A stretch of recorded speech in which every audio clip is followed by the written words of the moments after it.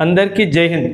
నిన్న జరిగిన Dubai international air షోలో మన భారతదేశం స్వయంగా తయారు చేసుకున్న ఒక fighter air craft LCA Tejas mark 1 air craft ఒక ప్రమాదానికి గురైపోయింది. దుబాయ్లో జరుగుతున్న ఎయిర్ షోలో లో బ్యారెల్ మనూవర్ చేస్తున్నప్పుడు ఈ సంఘటన జరిగిందని, ఇందులో మన fighter pilot wing commander Namansh Syal తను మార్టైర్ అయిపోయారని, చనిపోయారని చెప్పి మనకి వార్తలు అందుతున్నాయి. ఈ యొక్క ఇన్సిడెంట్ ఇంటర్నేషనల్ ఎయిర్ షోలో జరగడం వల్ల ఇంటర్నేషనల్లీ చాలామంది LCA తేజస్ విమానం మంచిది కాదు అని చెప్తున్నారు. కానీ ఇది నిజం కాదు.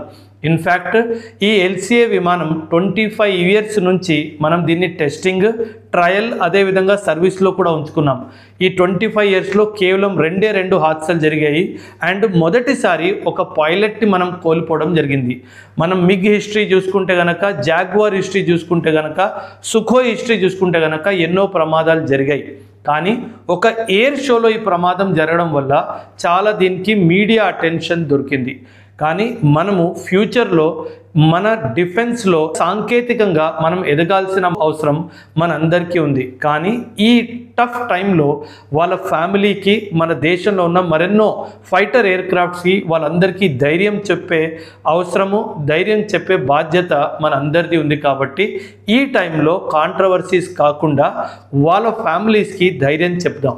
సో ఈ అంశంపై మీ అభిప్రాయాలు కూడా ఖచ్చితంగా కమెంట్స్లో తెలియచేయండి. థ్యాంక్ యూ అండ్ జై హింద్.